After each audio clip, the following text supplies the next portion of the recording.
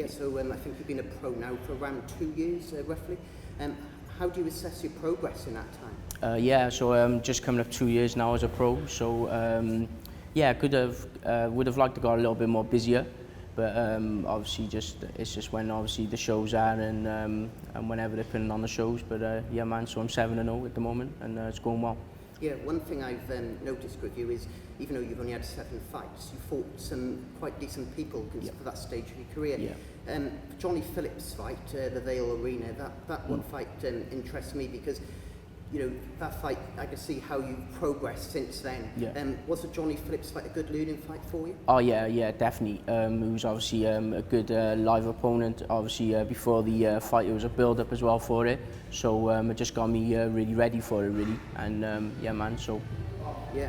Also as well, most recently you fought in York Hall against Sean Davis, a former British title challenger, former English champion. Exactly. But as I said earlier, you progressed really well to that fight. You won every round. You look very comfortable in there. So, were you pleased with your performance against Davis? Yeah, I was pretty pleased. There was obviously he's an experienced campaigner, and obviously I've watched Sean for a while really on over the years, and yeah, I thought he would have engaged a little bit more, but you know, it was that sort of fight really, and yeah, I went pretty comfortable. So yeah. Most people have fought Sean Davis recently. You know, they lose a couple of rounds against him or draw a couple. So I think you're one of the few fighters as of late to actually win every round. I think that's a good marker as to where you're at. Yeah, exactly. I think I could have really put it on him a little bit more really. Because obviously towards like the last 2 rounds, I saw he sort of really only getting going really.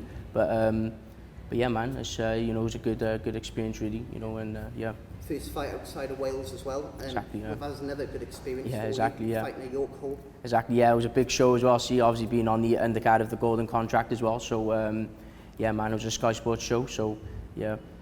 Yeah, how did that work? Because you was in the reserve fight for that. Yeah. Against Razak Najib, who then had to jump into the main tournament. That's right. Yeah. So, was you potentially going to go into that? Yeah, it was. So basically, I think because he had a few more fights than me, he was a bit more experienced than me. I think you had to have like an 8-rounder to box in it. So obviously, it was only my 7th fight. So obviously, a person dropping out really, he was like next in line really.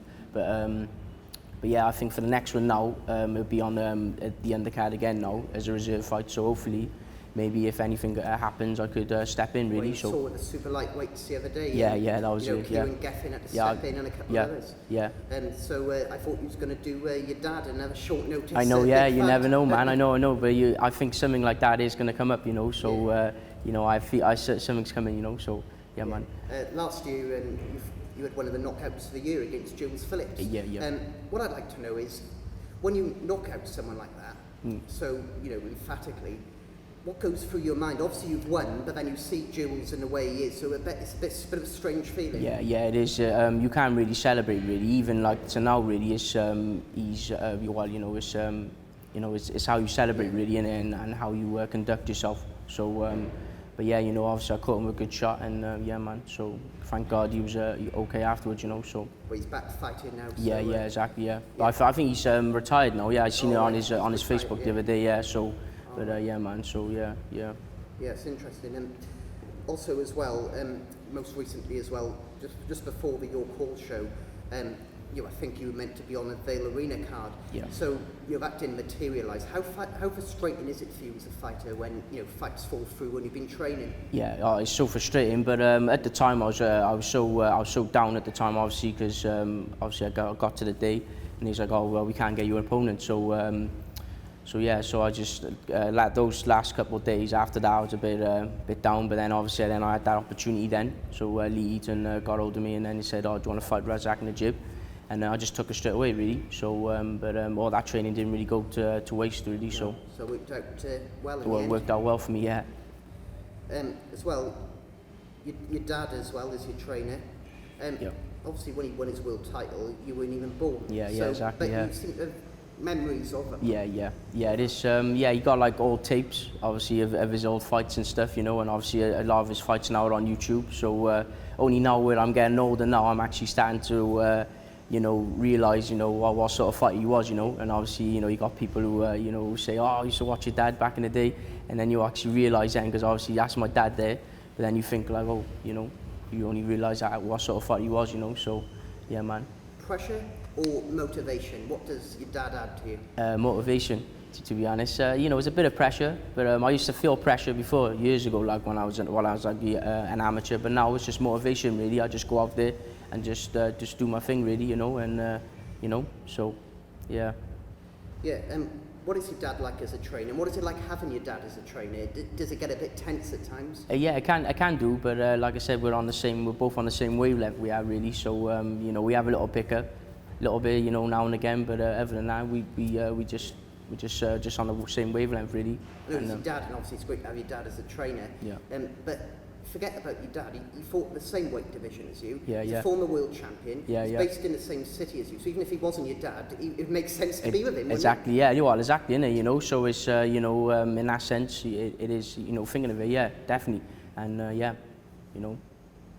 Yeah. Also as well, you know, when your dad fought at obviously at late notice, come in at late notice, I guess that's something he's drummed into your mentality. Yeah, so now, yeah. if you're ready anyway, expect your mentality thing, right? The Mentality, phone yeah. can always ring. Exactly. Yeah. That's why I'm always training all year round, really. So that's why he always gets me training, really. So obviously now I haven't got a date until after Christmas.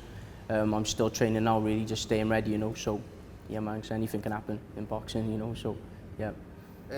So MTK are your management team. Yep.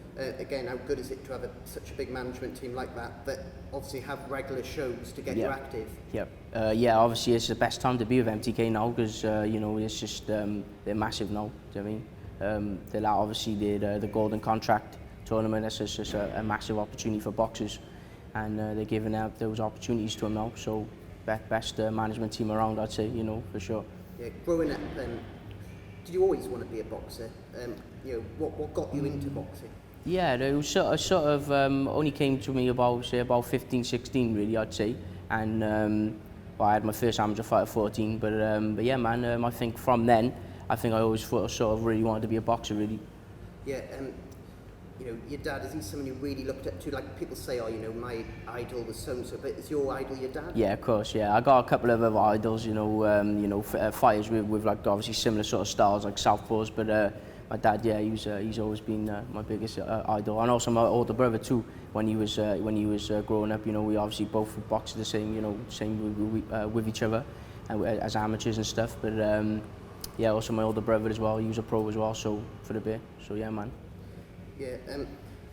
Also as well, you know, talking about you know, your dad's history, etc. You seem to be someone, like say, I see you posting his old fights, etc. Yeah. You've really taken an interest in looking back. Yeah, even of though course. You weren't born. Yeah. Like I said earlier, only now when I'm getting older, I'm only actually starting to realise what sort of fighter he is, or what he was, you know. So you know, and he's you know, I'm just super proud of him, you know, and just want to follow in his footsteps. Yeah.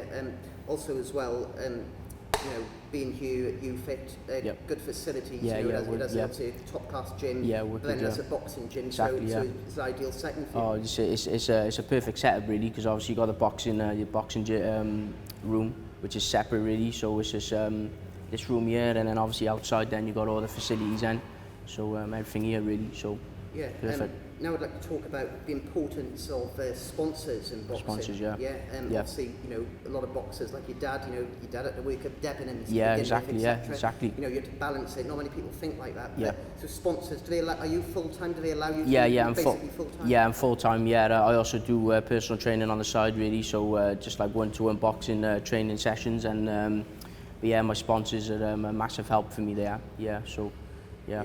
Definitely. You know, how difficult is it to attract sponsors? Yeah, I think it can be sometimes. Sometimes you've got obviously a lot of sponsors you've got to approach sometimes, but sometimes sponsors do come approach you. But yeah, it's how you sort of conduct yourself, really, as a person, and how they like to, you know, the sponsors, really. So yeah. Yeah, so you've got both sides, really. You've got to worry about, obviously, your boxing. Yeah. But then you've got the other side, you're getting the sponsors, selling tickets as well. Exactly, yeah, selling tickets, yeah. How important is that side of the game? Yeah, it's so important. Like I said, it's how people like to as well, you know, and how they warm to. And I think if you're a person who got a lot of time for people, and you know, social, you know, you interact with people, then I think people will buy tickets then. So yeah, man. So yeah, definitely. You know, I can see you after your fights in Cardiff, or where I've been to. You know, see you walking around everyone, you say, "Oh, Jake, can I have a photo?" Yeah, etc. of course. Yeah, How does that make you feel? Yeah, that's you know, it's only a dream come true, really. You know, obviously watching my dad growing up, and also my older brother as well. It's you know, but it's nice to have that recognition, you know, and you got to have time for people, you know. So. Yeah. In terms of your amateur career, how was that? I only had about 22, 23 amateur fights, really. I would have liked to have more, but at the time I was sort of a flyweight, so there wasn't really many fighters around. And yeah, I just didn't really have as many as I wanted, really. A lot of people used to just pull out as well. When I used to have a match-up, and then I used to pull out on the day, so it was a bit frustrating, really. But yeah, man, you know, it's just that's how it is. I think my style's really more suited for the pro game, really, I'd say. Yeah, how would you describe your style? I think I got a couple of styles, really. I think a lot of people think I'm just some sort of a raw sort of hard puncher. The thing is, I can box already. I'm a awkward southpaw, really, and only people really realise until they get in the ring with me, really, how awkward I actually am. But yeah, I'm a box fighter, really. I can box a bit, and like I said, I can fight a bit, you know. So yeah, man. I've seen your boxing kit. You have a blue bird on it. Yeah, of course. Yeah. So how good is it to represent Cardiff? Yeah, you got to represent your city, man, for sure, man. The Bluebirds, and yeah, man. You know, I got to rep that all the time, man. You know, so definitely. Ambitions. Obviously, everyone will say they want to be a world champion. Yeah, yeah. Do you believe you can be a world champion? Yeah, I can. I believe I can be a world champion. My dad believes I can be a world champion, but it's just it's down to yourself, really, innit? And I think I think I haven't found that inner confidence yet. You know, I'm confident, but it's that inner confidence that more, you know, to bring it out a little bit more. How quickly do you want to progress now? Welsh title, British title? Yeah, yeah. Like I said, you know, I'm willing to fight anyone, really. So you know, you never know, man. It's any sort of title really now at the moment now. So I'm willing to fight anyone. When can we expect to see you out next? I think February, March time now, up on the reserve fight on the golden contract of the featherweights. So yeah, man, that's the next one. Great. So, thanks so much, Jake. Thanks a lot, Tom. Look forward to seeing you progress. That's it, man. Thank you very much, man. Cheers.